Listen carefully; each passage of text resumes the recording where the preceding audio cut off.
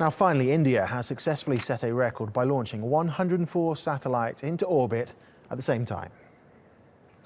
2, 1, 0, plus 1, 2, 3, 4. Now, the rocket carrying them took off from the southern spaceport of Sriharikota. It held a 714-kilogram satellite and 103 nano-satellites. Among their uses, the satellites will monitor roads and create maps for water distribution. Most of them are owned by the United States. Russia held the previous record by launching 37 satellites in 2014. Well, for more on this, TRT World's science reporter Sourav Roy joins us now in the studio. It's quite a sizable jump from that Russian number to this latest launch by India. What does this mean for the Indian Space Agency? It is indeed a huge accomplishment.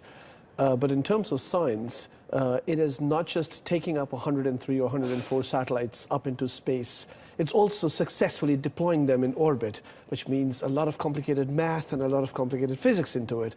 And that by itself is a huge accomplishment, to have 103 satellites being deployed in formation, such that all of them, as you rightly said, are nanosatellites. All of them are flying together in a formation in unique orbits. That by itself is a huge accomplishment.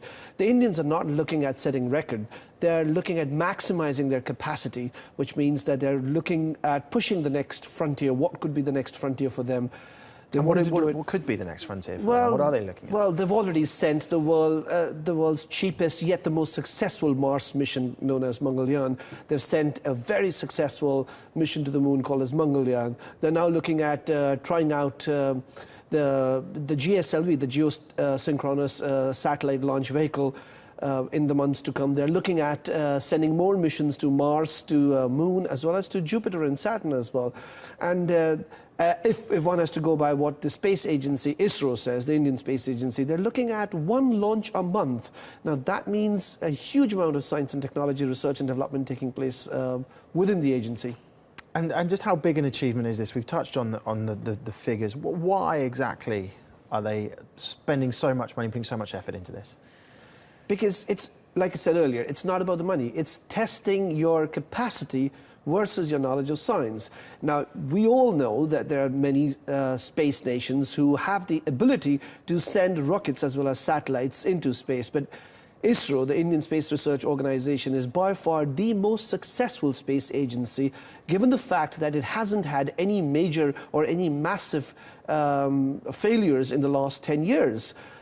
It has had some of its accomplishments, some of them minor, some of them major, but yeah, this is a huge accomplishment for them in the long run. Okay, fascinating stuff. Sourav Roy, thank you very much as always.